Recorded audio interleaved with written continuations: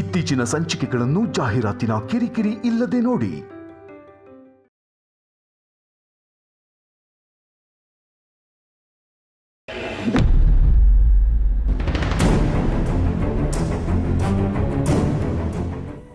ಅದಕ್ಕೆ ಹೇಗಾದರೂ ಮಾಡಿ ಈ ಸಲನೂ ಮಾಮ್ ದೀಪಾವಳಿ ಆಚರಿಸೋ ಥರ ಮಾಡ್ತೀರಾ?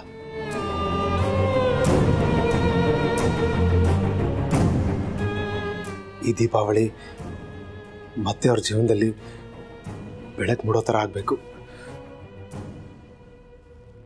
ಪ್ಲೀಸ್. ಅದಕ್ಕೆ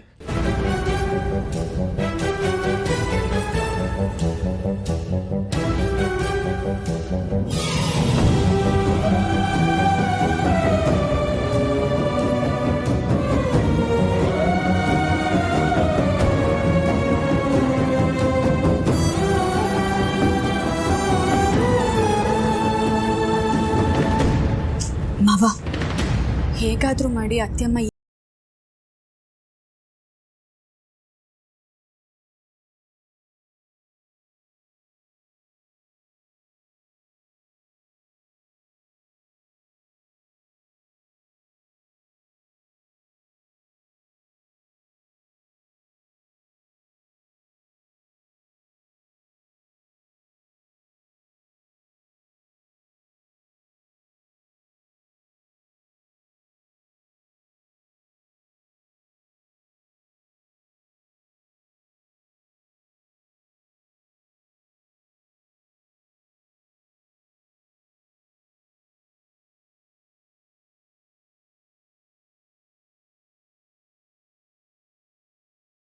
ಮತ್ತೀಗೇನ್ ಮಾಡೋದು?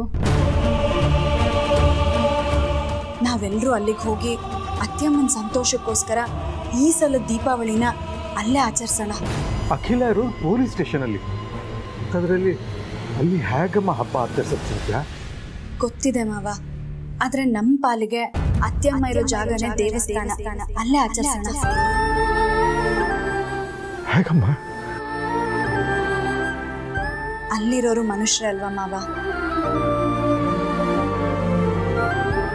ಅವ್ರಿಗೂ ದೀಪಾವಳಿ ಹಬ್ಬನ ಆಚರಿಸ್ಬೇಕು ಅಂತ ಆಸೆ ಇರುತ್ತಲ್ವಾ.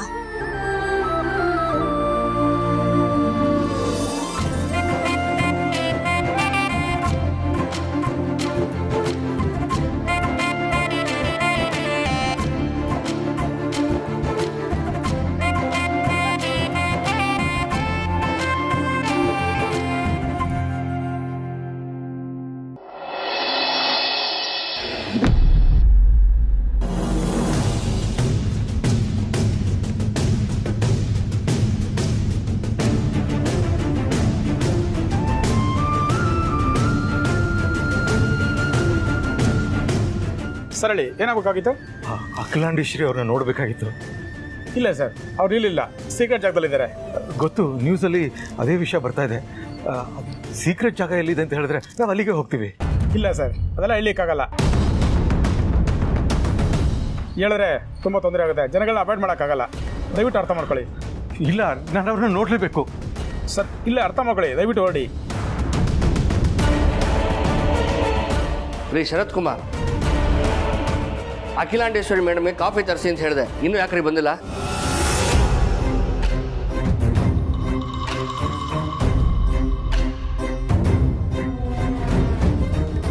ಹೋಗ್ಲಿ ಹೇಳಿ ಸರ್, ಇನ್ನೇನು ಬಂದ್ಬಿಡುತ್ತೆ.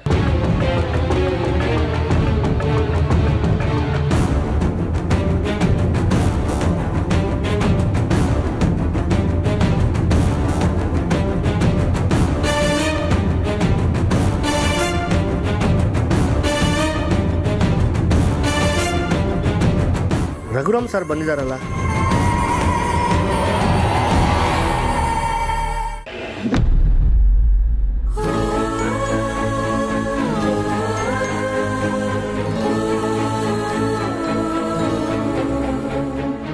ಅಮ್ಮ ಹೇಗಿದ್ದಾರಮ್ಮ? ಚೆನ್ನಿ ಆರಾಮಾಗಿದ್ದಾರೆ ಭಾವ, ನೀವೇನು ಟೆನ್ಷನ್ ತಗೋಬೇಡಿ. ಆರೋಪ ಹೊತ್ಕೊಂಡು ಹೋಗಿದ ತಕ್ಷಣ ಶಿಕ್ಷೆ ಆಗ್ಬಿಡಲ್ಲ. ಕಾನೂನು ಯಾವಾಗಲೂ ನ್ಯಾಯಪರವಾಗೇ ಇರುತ್ತೆ. ಅವರು ಅತ್ತೆನ ನೋಡೋದಕ್ಕೆ ಮಾವನ ಜೊತೆ ಸ್ಟೇಷನ್ಗೆ ಹೋಗಿದ್ದಾರೆ.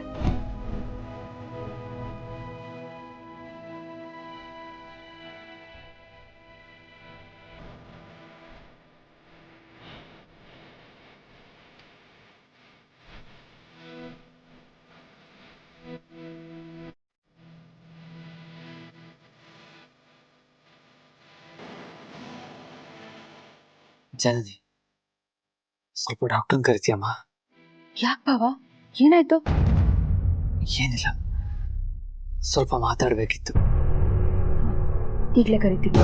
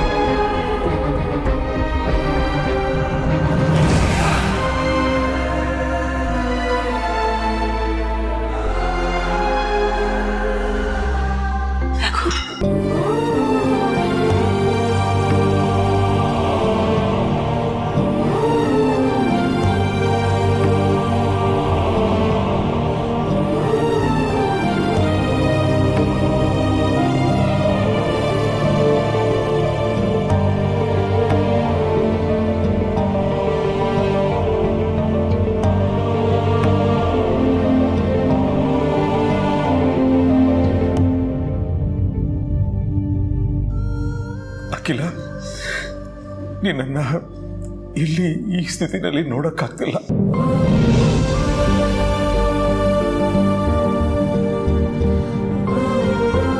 ನ್ಯೂಸಲ್ಲೆಲ್ಲ ನಿನ್ನನ್ನು ಅಪರಾಧಿ ಸ್ಥಾನದಲ್ಲಿ ನಿಲ್ಲಿಸಿದ್ದಾರೆ.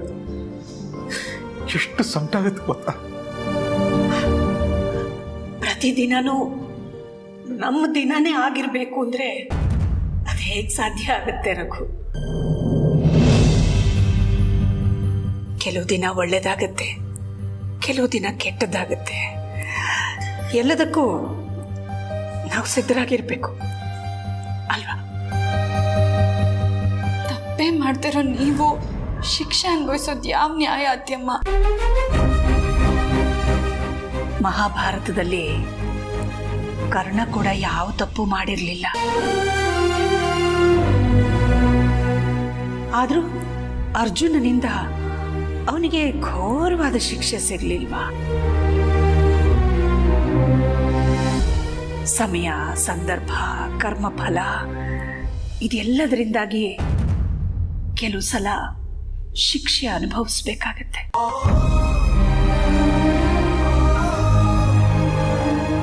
ನಾವೆಲ್ಲ ಕಾಲಚಕ್ರಕ್ಕೆ ಸಿಕ್ಕು ಸುತ್ತುತ್ತಾ ಇರ್ತೀವಿ. ಯಾವಾಗ ನಗ್ತೀವೋ ಯಾವಾಗ ಅಳ್ತೀವೋ ನಮಗೆ ಗೊತ್ತಿರಲ್ಲ. ಯಾವುದಕ್ಕೆ ಆದರೂ ಮಾನಸಿಕವಾಗಿ ನಾವು ಸಿದ್ಧರಾಗಿರ್ಬೇಕು ಅಷ್ಟೇ. ಇದೆಲ್ಲ ಕ್ಷಣಿಕ ಅಷ್ಟೇ. ಆದಷ್ಟು ಬೇಗ ನೀನು ಇಲ್ಲಿಂದ ಹೊರಗೆ ಬರ್ತೀಯ ಅನ್ನೋ ನಂಬಿಕೆ ನನಗಿದೆ.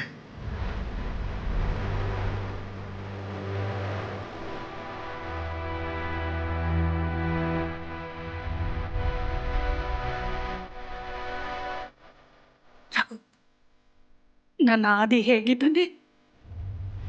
ಸ್ವಲ್ಪ ಪರವಾಗಿಲ್ಲ ಅತ್ಯಮ್ಮ, ಸುಧಾರಿಸ್ಕೋತಾ ಇದ್ದಾರೆ.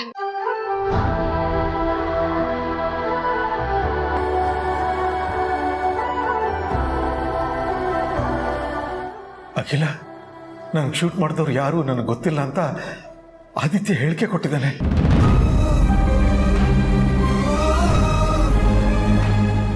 ಅಲ್ಲಿಗೆ ನಿನಗೆ ಯಾವ ಶಿಕ್ಷೆನೂ ಆಗಲ್ಲ ಅಖಿಲ, ಧೈರ್ಯವಾಗಿರು.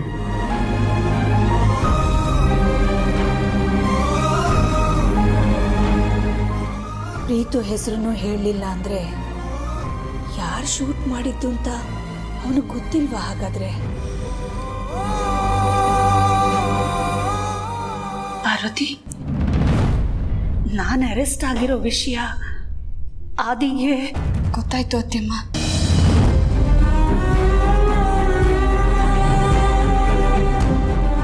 ಹೌದಾ? ಯಾಕೆ ಹೇಳಕ್ ಹೋದ್ರಿ? ಜನನಿಯವರು ಗೊತ್ತಿಲ್ಲದೆ ಬಾಯ್ ತಪ್ಪು ಹೇಳ್ಬಿಟ್ರು.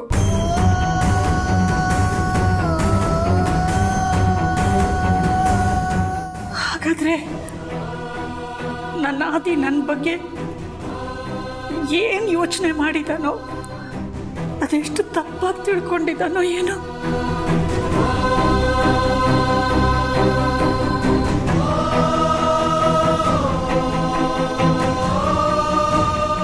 ಮಾತಾಡಿದ್ದಾಯ್ತಾ ಸರ್? ಟೈಮ್ ಆಯಿತು, ಹೊರಡಿ.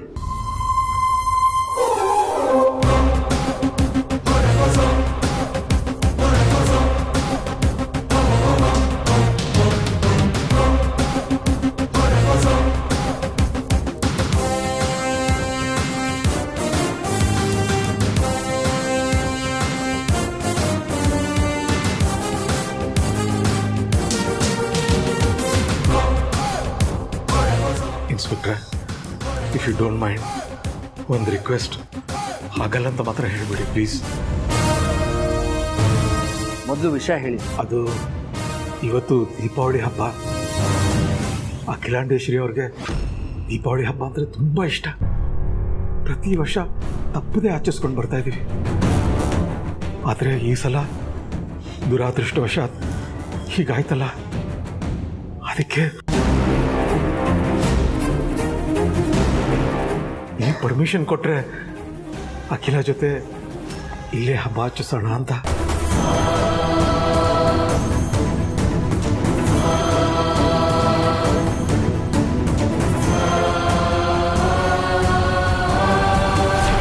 ಏನು ಸರ್, ದೀಪಾವಳಿ ಆಚರಿಸೋಕ್ಕೆ ಇದನ್ನು ಮನೇನ ಅಥವಾ ದೇವಸ್ಥಾನನ? ಆಗಲ್ಲ ಸರ್.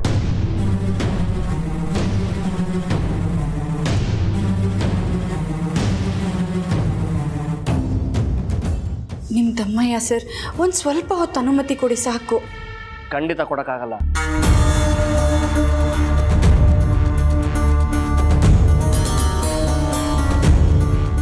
ಐಆರ್ ಆಫೀಸರ್ಸ್ಗೆ ಇನ್ಫಾರ್ಮೇಷನ್ ಹೋದರೆ ನನಗೆ ತೊಂದರೆ ಆಗುತ್ತೆ, ನಿಮಗೇನೂ ಆಗಲ್ಲ. ಅಯ್ಯೋ ಸರ್, ಯಾರಿಗೂ ಗೊತ್ತಾಗ್ದಾಗೆ ನಾವು 3 ಜನ ಮಾತ್ರ ಸೈಲೆಂಟಾಗಿ ಆಚರಿಸ್ಕೋತೀವಿ ಪ್ಲೀಸ್ ಸರ್.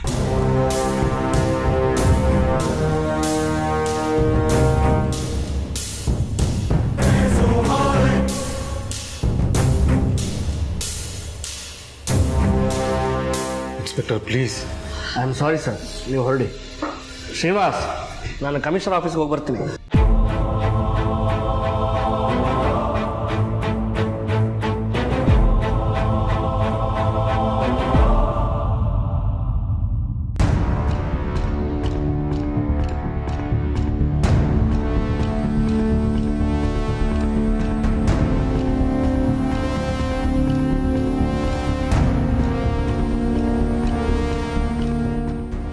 ದೇವ್ರೇ, ಈ ಹೆಣ್ಮಗ ಬೇಡ್ಕೊಳ್ಳೋದು ನೋಡಿ ನನ್ನಂತ ಕಳ್ಳನ ಮನಸ್ಸೇ ಕರಗ್ತಾ ಇದೆ. ಈ ವಯ್ಯ ಪೊಲೀಸ್ ಅಪ್ಪನ ಮನಸ್ಸು ಕರಗ್ತಾ ಇಲ್ವ, ಇನ್ನೆಂತ ಕಲ್ಲು ಮನಸ್ಸು ಇರ್ಬೇಕು ಆ ವಯ್ಯಂದು. ನೋಡಪ್ಪ, ಪೊಲೀಸರ ಬಗ್ಗೆ ಹಾಗೆಲ್ಲ ಹಗುರವಾಗಿ ಮಾತಾಡಬಾರ್ದು. ಅವರು ಅವ್ರ ಕರ್ತವ್ಯ ಮಾಡ್ತಿದ್ದಾರೆ, ಅದನ್ನ ಗೌರವಿಸ್ಬೇಕಾದ್ದು ನಮ್ಮ ಕರ್ತವ್ಯ. ಕೊಡೋಣ ಮೇಡಮ್, ಇಲ್ಲ ಅಂತ ಏನಿಲ್ಲ. ಅದಕ್ಕೆ ತಾನೇ ಕೈ ಕೊಳಾಕಿ ಕರ್ಕೊಬಂದು ಒಳಗಾಕಿದ್ರು ಸುಮ್ಮನೆ ನಿಂತಿರೋದು. ನಾನೇನಾದ್ರೂ ಮಾತಾಡ್ತಾ ಇದ್ದೀನ? ಅದೇ ಅವ್ರ ಮಗಳೇನಾದ್ರೂ ಬಂದು ಹಿಂಗೆ ಕೇಳ್ಕೊಂಡಿದ್ರೆ ಆಗಲ್ಲ ಅಂತ ಇದ್ರ ಅವರು. ನೀವೇ ಹೇಳಿ, ಮನಸ್ಸಾತ್ವ ಬೇಡ ಮೇಡಮ್. ಆ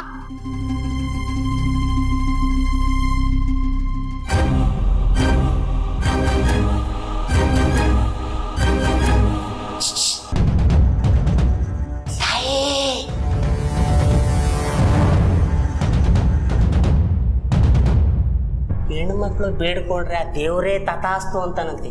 ಇನ್ನು ಈ ವಯ್ಯ ಯಾರು ಬೇಡ ಅನ್ನೋದಕ್ಕೆ? ಬೊಂಬಾಟ ಗಬ್ಬ ಮಾಡೋದಕ್ಕೆ ಏನೇನೆಲ್ಲ ರೆಡಿ ಮಾಡ್ಕೋಬೇಕು. ನೀನು ರೆಡಿ ಮಾಡ್ಕೊ, ಮಿಕ್ಕಿದ್ದು ಅವ್ರ ಅನುಮತಿನೇ ಕೊಡ್ತಿಲ್ವಲ್ಲಣ್ಣ, ಬೇಡ ಅಂತಿದ್ದಾರೆ. ಅಣ್ಣ ಅಂದ್ಬಿಟ್ಟ ತಾಯಿ. ಅಲ್ಲ, ನೀನು ಯಾರೋ ನಾನು ಯಾರೋ, ಕಳ್ಳ ಅನ್ನೋ ಜಾಗದಲ್ಲಿ ಅಣ್ಣ ಅಂತ ಕರಿತಾ ಇದೆಯಲ್ಲ. ನಿನ್ನಂತ ಒಳ್ಳೆ ಹುಡುಗಿ ಹೆಲ್ಪ್ ಮಾಡಲಿಲ್ಲ ಅಂದರೆ ಆ ಭಗವಂತನೂ ಮೆಚ್ಚಲ್ಲ. ನಾನು ಮಾಡಿರೋ ಪಾಪ ಸ್ವಲ್ಪನಾದರೂ ಕಡಿಮೆ ಆಗಬೇಕಂದ್ರೆ ನಿನಗೆ ಹೆಲ್ಪ್ ಮಾಡಲೇಬೇಕು. ಅವಯ್ಯ ಬರೋಷ್ಟರಲ್ಲಿ ಏನಾದರೂ ಒಂದು ವ್ಯವಸ್ಥೆ ಮಾಡ್ತೀನಿ. ಏನು ಮಾಡಿ ಅಣ್ಣ ಸಾರ್, ಏನೋ ಎಷ್ಟೆಲ್ಲ ಹೋಗ್ತೀಯಾ? ಶುಗರ್ ಇದೆಯಾ? ಶುಗರ್ ಏನಿಲ್ಲ ಸರ್, ಕಿಡ್ನಿ ಚಿಕ್ಕದಾಗಿರ್ಬೇಕು ಅಷ್ಟೇ ಸರ್. ಏಕೆ? ದಿನಕ್ಕೆ ಲೀಟರ್ ಗಟ್ಟಲೆ ಕುಡಿದ್ರೆ ಇನ್ನೇನಾಗುತ್ತೆ ಸರ್? ಮಾಡೋ ತಪ್ಪನೆ ಪದೇ ಪದೇ ಮಾಡ್ತಾ ಇರ್ತೀಯಲ್ಲೋ. ಅದಕ್ಕೆ ಅಲ್ವಾ ಸರ್ ಮನ್ಸಿನ ಜನ್ಮ ಅನ್ನೋದು. ಬಿಟ್ರೆ ಕತೆ ಬರೀದ್ರೆ ಡೈರೆಕ್ಷನ್ ಮಾಡ್ಬಿಡ್ತೀಯ. ಏನೋ ನಿಮ್ಮ ಆಶೀರ್ವಾದ ಬೇಗ ತೆಗೀರಿ ಸರ್. ಬಾ.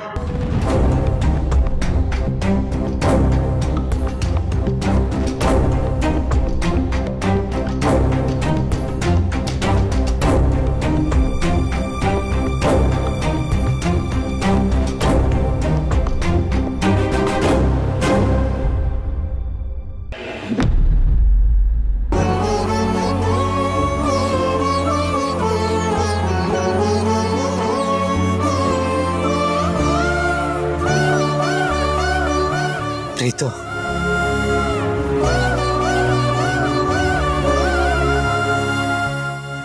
ಬಾಯ್ಲಿ.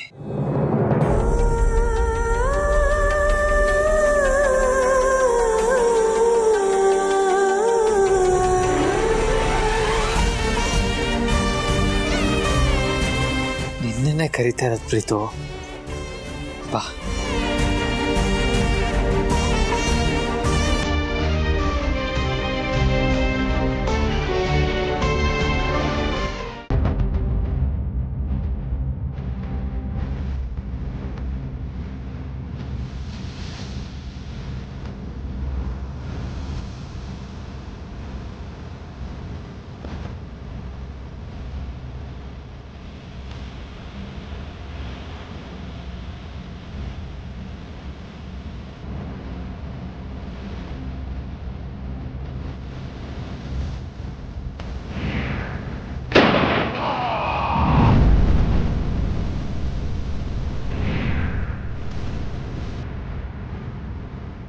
ನನಗೆ ಶೂಟ್ ಮಾಡಿದ್ದು ನೀನೇ ಅಂತ ನನಗೆ ಗೊತ್ತಿದೆ.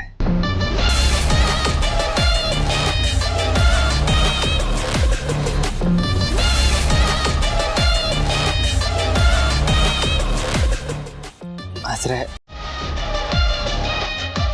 ನನ್ನನ್ನು ಶೂಟ್ ಮಾಡೋ ಉದ್ದೇಶ ನಿಂದಾಗಿರಲಿಲ್ಲ ಅಂತಲೂ ಗೊತ್ತು.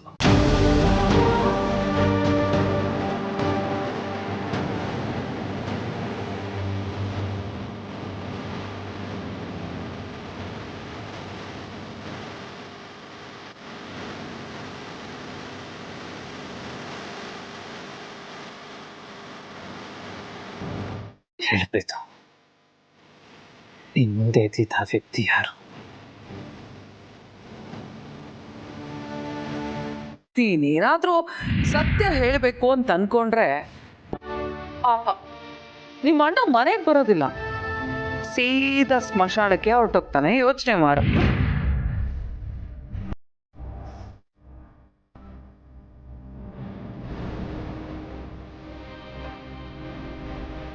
ಹೇಳು ಪ್ರೀತು, ಯಾರು?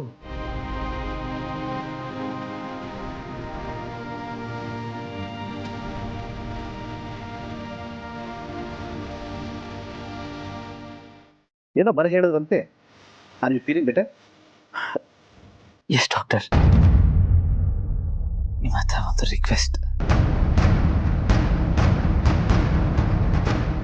ಹೇಳಿ. ನನ್ನನ್ನು ಇವತ್ತೇ ಡಿಸ್ಚಾರ್ಜ್ ಮಾಡ್ಬೋದಾ? ನೋನೋ, ನೀವು ಇನ್ನೂ 2 ದಿನ ನಾರು ರೆಸ್ಟ್ ತಗೋಬೇಕು. ಎದ್ದು ಓಡಾಡೋಗಿಲ್ಲ, ಬೆಡ್ಡಲ್ಲೇ ಇರಬೇಕು. ಮನೇಲಾದರೆ ಅಷ್ಟು ಮಟ್ಟಿಗೆ ಕೇರ್ ತಗೊಳಕ್ಕಾಗೋದಿಲ್ಲ.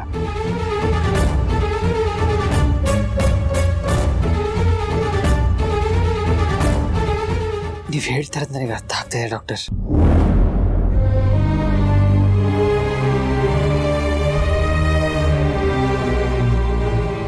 ಆದರೆ ನಾನು ಇವಾಗ ಅಮ್ಮನ ನೋಡಲೇಬೇಕು ಡಾಕ್ಟರ್. ಸ್ವಲ್ಪ ಹೊತ್ತಿನ ಮಟ್ಟಿಗೆ ನನಗೆ ಹೋಗಿ ಬರೋದಕ್ಕೆ ಪರ್ಮಿಷನ್ ಕೊಡಿ ಪ್ಲೀಸ್. ಪ್ಲೀಸ್ ಡಾಕ್ಟರ್, ಆಗಲ್ಲ ಅನ್ಬೇಡಿ. ಓಕೆ, ಹೋಗಿ ಬನ್ನಿ. ಆದರೆ ಜೊತೆಲಿ ಯಾರಾದರೂ ಇರಲೇಬೇಕು. ಸರಿ ಡಾಕ್ಟರ್, ಥ್ಯಾಂಕ್ಸ್. It's okay.